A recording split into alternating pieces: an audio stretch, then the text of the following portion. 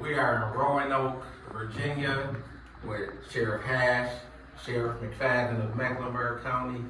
We are here for a grand opening of a resource center here in Roanoke.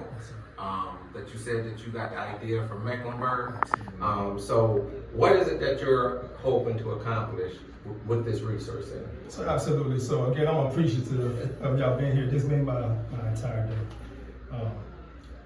We have a responsibility when it comes down to how we return people back to society. And so when I came down and saw you all do your launch of your facility, I said the same thing. I said, when we in Roanoke, people come into our custody broken, damaged goods.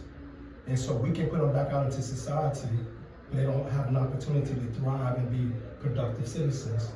Or we can create opportunity. We already know they get to opportunity, and so their get to society is during that time. But how we treat them as they return back into society is important, and creating resource centers where people can take all their resources from around the city and bring them into one building to help those returning citizens to be better.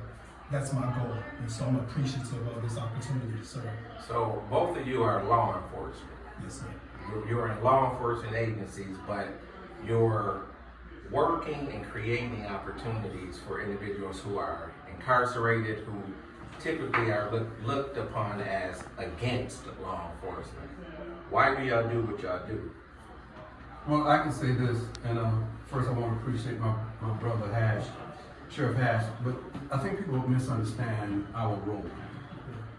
Our role is custody and care, besides enforcing the law within our cities and counties.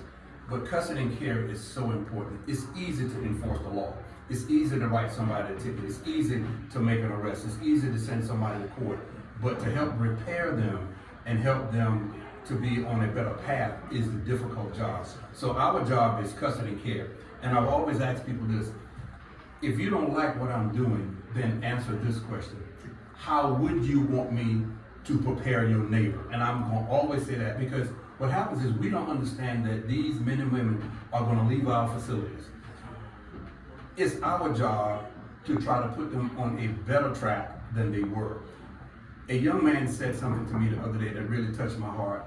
And when I saw him as a juvenile, and now I see him as an adult in our facility, I asked him, I come to break up the party. what happened? What happened?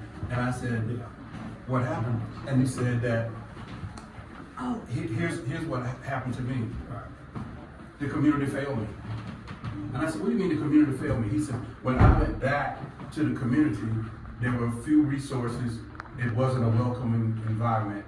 And they had already labeled me, but nobody really helped me.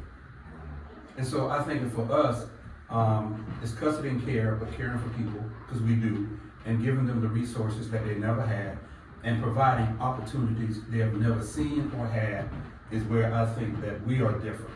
Because we're going to provide them those opportunities. We're going to care about our people. And if we can create something else to help them, I'm certainly in the market to do that. So, as you know, as being in the law enforcement agency, everyone is not happy for things like this. Everyone doesn't buy in or understand the core reasons why this is important for everyone. Because if this is successful, everyone wins. How do you get those individuals to understand the purpose, but also buy into the point that they contribute versus criticize? Well, here's what I want to ask the people about that. And here, most people, when a father or a mother, daughter is moving to Charlotte or moving to Roanoke to go to school, you know what their question is? What kind of neighborhood is that?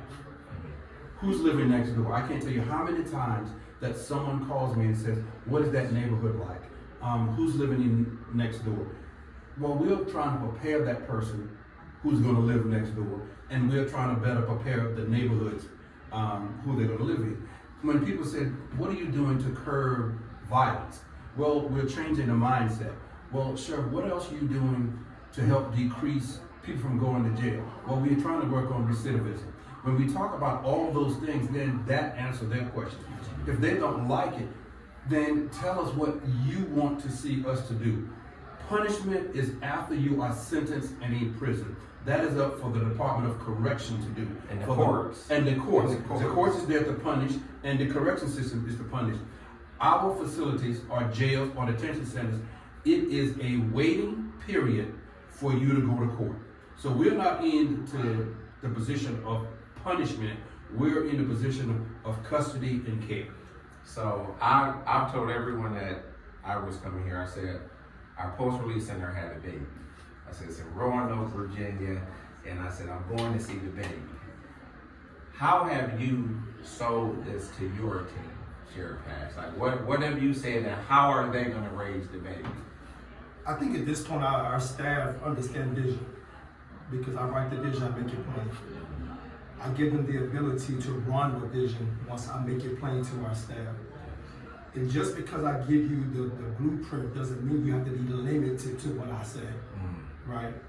As long as you meet the foundation of what I put out there, then it's your job to be mediocre what I've given you or to expand. Right.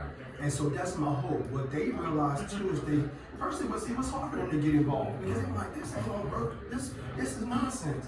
But then they realized everybody don't want opportunity and some people do.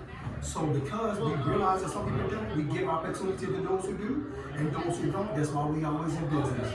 24 hours a day, 7 days a week, 365 days a year. But those who don't, we gave them hope, and that's what this is all about.